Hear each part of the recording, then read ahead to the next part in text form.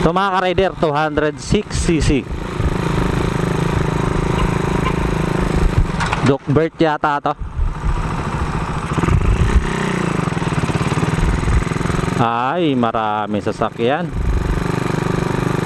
35 132 main jet.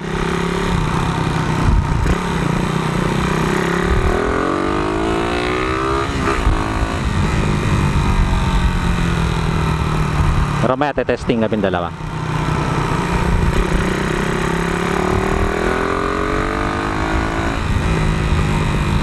$206cc ito mga ka-rider. So nawala rin naman na yung backfire. Tapos yung sa RPM na hagok.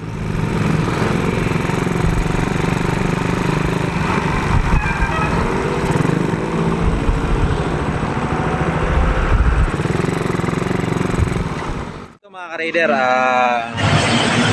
may chuchun tayo. Dito tayo ngayon sa Cabuyao, Laguna. 206 no? 206cc, 32 na SWR ulit. So nakakarami na tayong SWR. Loaded na rin to. So subukan natin mga ka-rider, mapatid no? Ang problema dito is nagbabag down, tapos backfire Kadyon sa 3,000 RPM. ayun sa nagbabag down, backfire, saka kumakadyot sa 3,000 RPM. Subukan natin mga ka-rider. Dito na lang kami gumawa. Ayan, may mag-bakante lote naman dito. So dito na lang kami gumawa. Ayun mga ka-rider, yung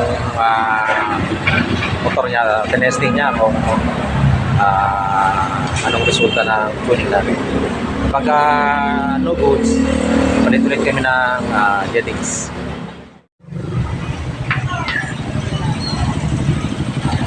Ano Paps?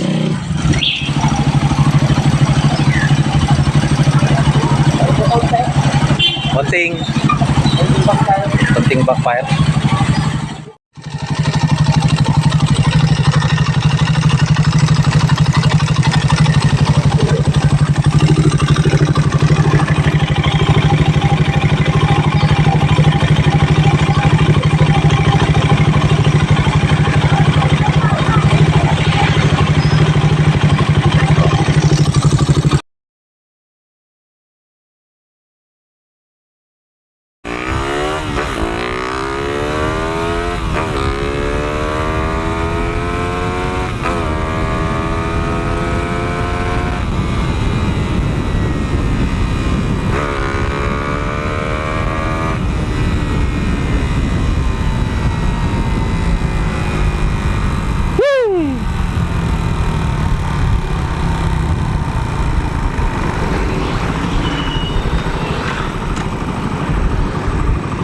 Lakas.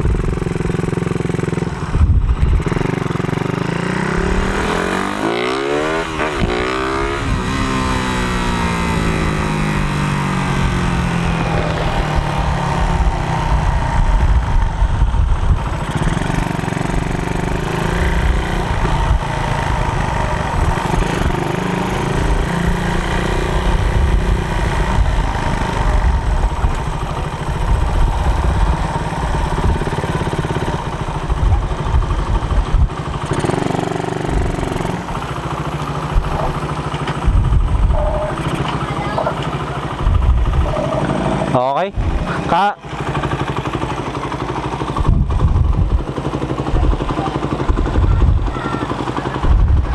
Okay na siya. Kaso, mag-spark plug reading pa rin tayo. Ngayon, kapag lean, maghanap ka ng malapit sa 140. Basta wag lang yung jettings na yan. Yung mga broken, 138, mga ganon. Okay na po no? Oo. Kasi may nakanya din na napagka. Oo. Binabahan ko pa nga eh. Nagano ba? Oo. Takasan mo lang pag ano.